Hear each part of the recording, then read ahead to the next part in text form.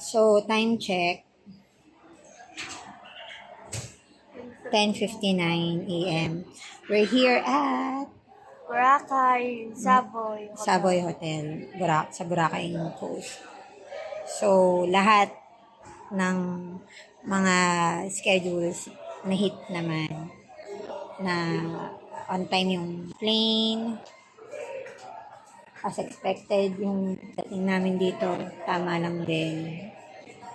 So, ganoon na nga yung mangyayari, katulad na ng pag-uusapan namin ni Daddy ko, na pagdating namin dito, magla-lunch muna. Kasi, ang check-in time, unless early check-in kami. Kasi, employee naman siya. Pero anyways, kasi hindi naman din si Daddy ganun. Hindi siya nag-a-abuse ng power niya, or kumbaga, ng interest na nagtatrabaho siya dito, hindi niya ina-abuse yung ano niya. So, most definitely, maghihintay kami ng check-in. Pero, unless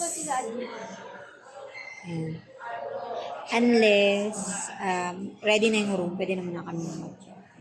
So, si Daddy nasa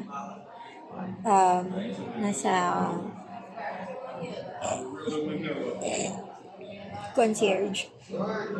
Nag-check-in siya.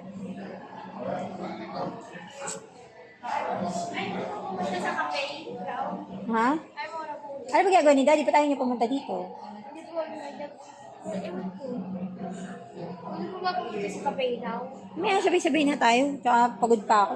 Sa room na lang tayo. Basta pumunta siya. Ayan, nandiyan na siya.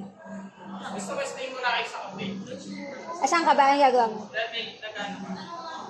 Sila ka ba? Ako mag-cafe. Mas masarap yung upo ko dito. Ha? Ang lambot nito. Sa cafe kasi may table na naman. Tapos, bakit? Pangit talaga ako. Anong gusto mo? Gusto ko talaga sa weekend. Kaya nga eh. Kaya hintayin na lang natin si Daddy.